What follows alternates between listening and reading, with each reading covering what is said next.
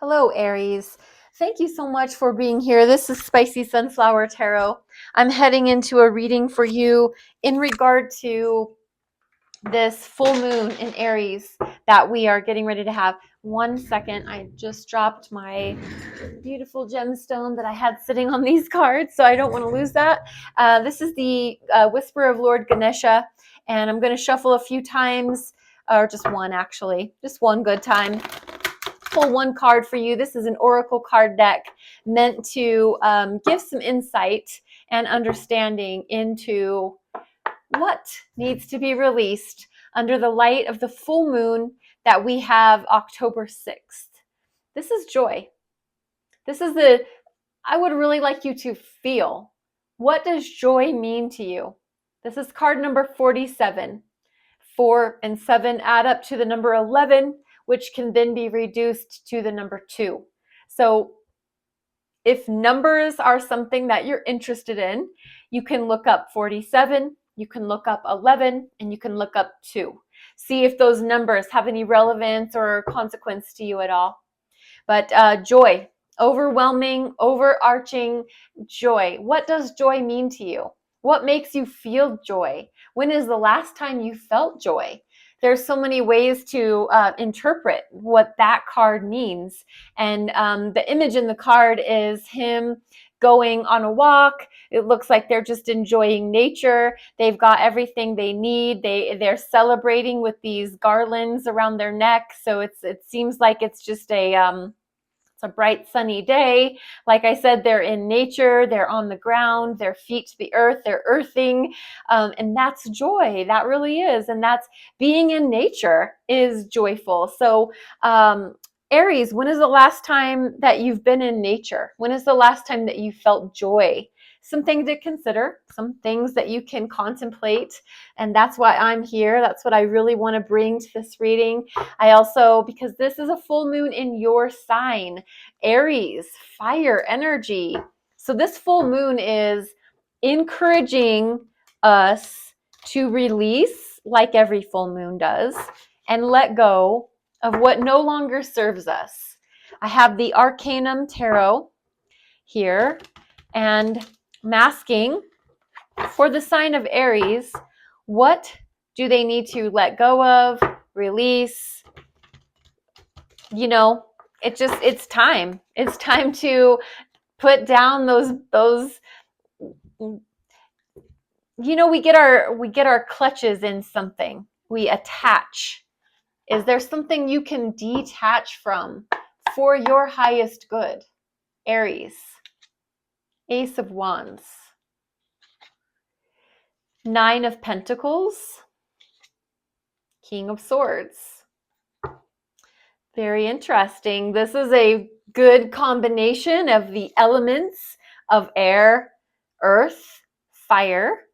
Ace of Wands is about a new passionate pursuit, can be a new job offer, a new objective where our career is concerned.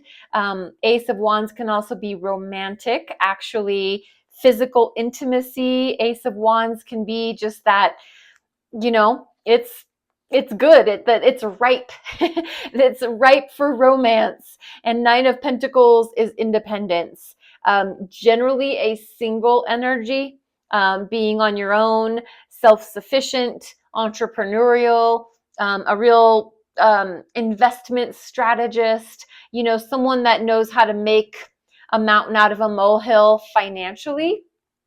King of Swords comes in, cut and dried, almost ruthless, but can be very diplomatic, can be very well spoken. We're talking about an accountant, we're talking about a counselor, we're talking about somebody that uses words for a living or numbers for a living.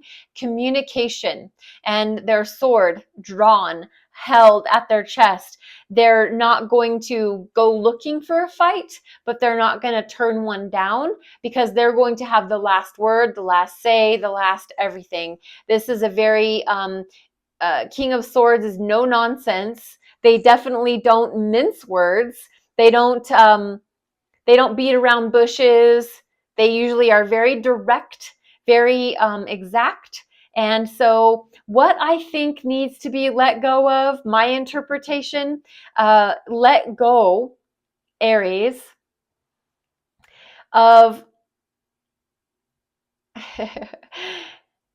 in romance, let go of your need to cut things off at the first sign of, oh, how do I say it? Imbalance.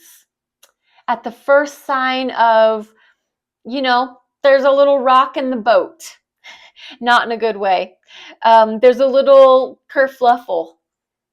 You're good on your own. That is a no-brainer. That is absolutely you. I think Aries is a very independent, self-sufficient leader. You just thrive no matter what environment you throw an Aries into. I think they're going to be fine. Where it concerns romance, especially new romance, especially new physical, intimate romance, where we are getting along and there's a good vibe and things are going well. King of Swords is speaking their truth. Gonna come in, gonna cut off, gonna cut down, gonna cut out. They're not afraid to cut out people, places, and things that no longer serve them. But this is a very external energy. King of Swords is very masculine.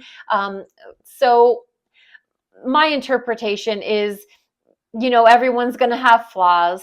Relationships aren't going to be perfect. So please weigh the pros and the cons before you decide to cut a person, place, or thing out of your life. I'm really leaning towards a romantic relationship. So if that fits and this helps, I hope that you will share with me in the comments.